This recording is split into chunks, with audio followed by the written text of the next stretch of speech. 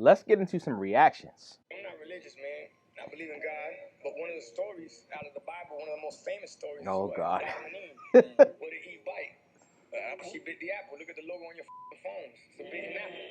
That's crazy. You know what I said on the rhyme? I said, 2 hands holding your phone. It's like you pray to it. Yeah. Think about it. Like, that's what you're actually doing. I'm You're sorry. actually sitting there and praying to this device. It's a cell phone, baby. It's a cell phone for a reason. You're prisoner to the phone. You're in a cell. I'm still on a BlackBerry, dog. What? Yeah, you think I'm playing with you? Hell no. So how do you right there? Like, I don't know. What kind of phone is that? Is that a BlackBerry? Watch out. I'm going to be on a flip phone next year. Damn. But you know what that allows me to do? It allows me to stay focused. And it doesn't allow noise to come in. When you hear people who have status speak, just listen closely to what they are saying, okay? You have the ability to understand and decipher what's being said, okay? Especially for my young people, okay? Here's a principle and a rule of thumb that I want you to adopt. Dig with a shovel and not a spoon, okay?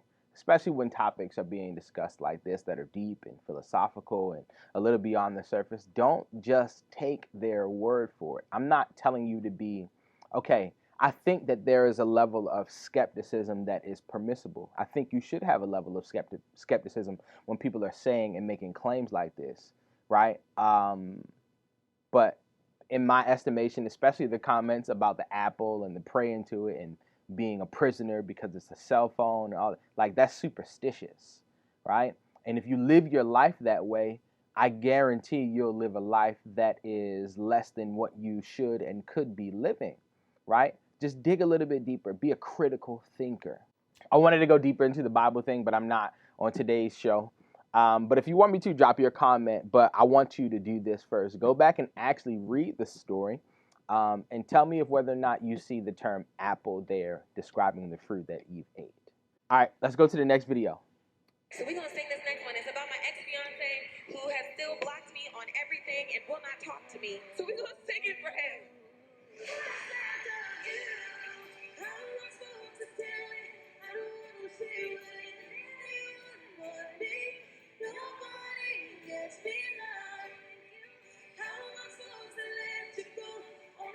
Easy. You let him go.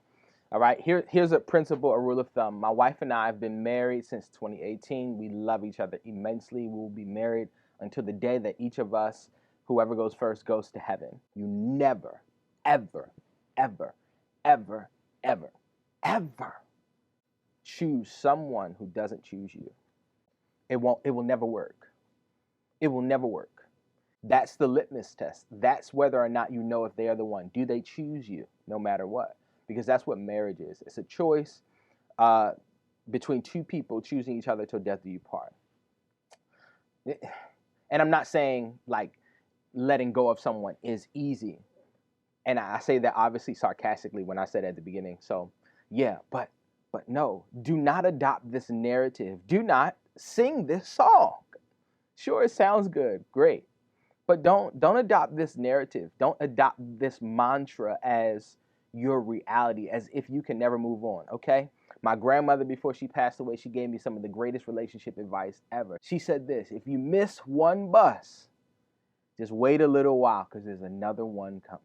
Let's go to another one. What advice would you give to young people? Have children immediately. Oh, that? Including in high school? Yes, I think that. That's all that matters. Oh, I can't afford that. Well, yeah, you'll figure out a way to afford it once you have kids. This is true of men. I'm not sure if true of women. All right, we're not going to finish this video. I think that the principle that I told you guys earlier in regards to digging with a shovel and not with a spoon, sometimes, especially with social media, people will say or make claims like this to grab your attention. It's called a hook. That's literally a term that's used when people are teaching social media strategies to get people's attention. It's a hook in the same way that you would hook a fish in order to catch it if you were fishing, okay? That is simply a hook, okay? I do not think that Mr. Tucker Carlson, excuse me, I can't talk today. I do not think that he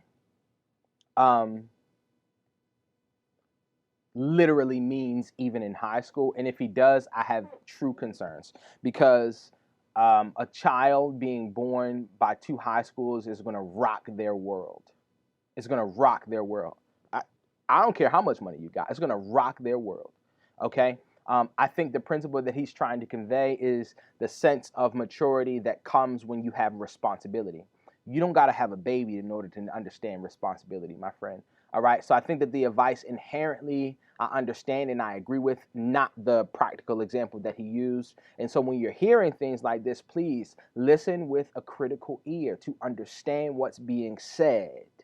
Okay, to understand what's being said. Don't just listen to what you hear. Don't just listen to what is being said. Listen to understand what is trying to be conveyed to you, because that's where you will be able to get information that will push you forward. The information that you can get to push you forward from this video is the idea of having responsibility, because you will, in theory, step up to the challenge, which I agree with and I understand. But having a baby, hold on, slow your roll, okay? Slow your roll, okay? Get a cat or something. If you want me to keep going and hear my thoughts about this specific topic about having children, drop a 2 in the comment section below. Oh, this is a good one. Hello, Navarro. Suck any good lately. What's wrong, Navarro? I think you like a big in your mouth. Ha ha ha. Page 23. Ha ha ha. Here it is. What's the educational benefit of talking about what's the educational benefit? I don't even know the words that he's saying, some of them. All right, just real quick, just to kind of sum it up. I did watch it before. There's some time left. You can go watch it. But this is some sort of like hearing. I think he's addressing the school board. I think where his son goes. This is a community leader, a pastor, and he's sharing the content that's in a book that's promoted in their libraries or as a reading material or whatever. This is crazy. This is crazy. Ridiculous. Asinine. And sadly, this is what y'all are not ready for that. Y'all are not ready for that. If you want to know what I was about to say, give me a 2 in the comment section. If you want to know what I was about to say, give me a 3 in the comment section. We already used the number 2 before. What happens later on in the video is extremely appalling and confusing, because this man was kicked out for his language that he was using.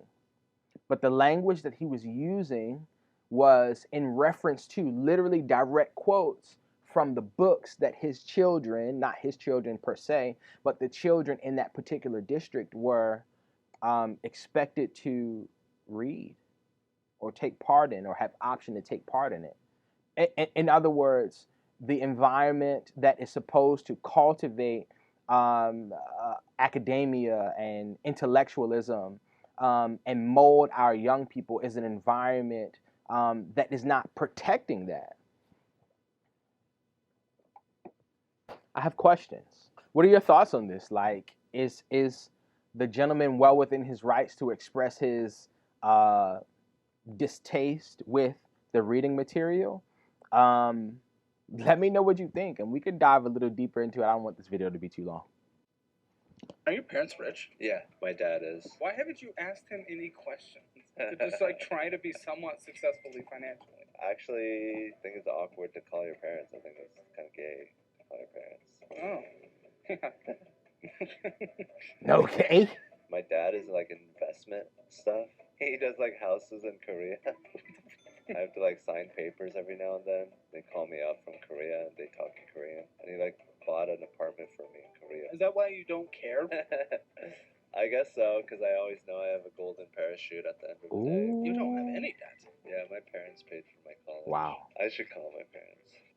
I want to say this to my young people, because this is a common narrative that I hear, specifically when he's mentioning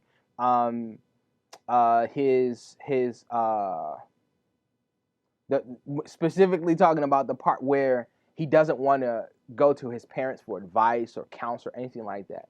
Why is it that we always want to hear from the people who don't know anything about us, who don't have our best interests at heart, and who cannot help us?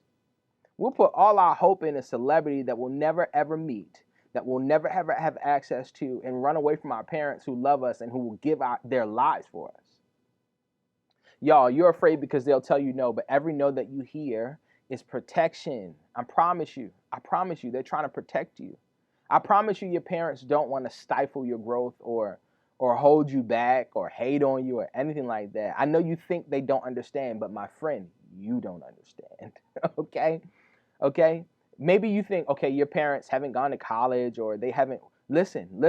That's besides the point. That's besides the point. The point is you have people, in theory, I'm speaking generally, right? You have people that are in direct proximity with you that have been protecting you up until this point in your life. Why wouldn't you try to trust them before you run to somebody or try to do it on your own? It's illogical. It's illogical. Stop playing and listen to your parents.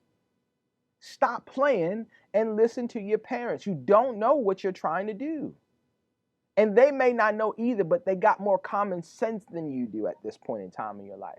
And again, this is generally speaking. I'm not speaking about those one-off cases or every once in a while cases where there are issues between, parents upholding their responsibilities as parents. I'm not speaking about those cases. I'm talking about in general. Come on, y'all. If you still have a decent relationship with your parents and you guys can communicate healthily, respectfully, don't run away from them in hopes of getting an answer or getting affirmed from someone else that don't know anything about you. Y'all ain't ready for this conversation. All right, here we go. Let's listen to this. 11 days off the whole year. You know what I'm saying? I'm sorry? And still did something on them days. It was all day I did something with it. You know what I'm saying? Like 11 Okay. days off like that whole year. Like the whole same thing year. with 2020 all the way up until it was COVID. Like I barely even came home. You know what I'm saying? Okay. It's like even when I bought this career, it was so long before I even came in this bitch. You know what I'm saying? Wow. I think working hard is extremely noble and commendable. Shout out to the baby. He worked hard.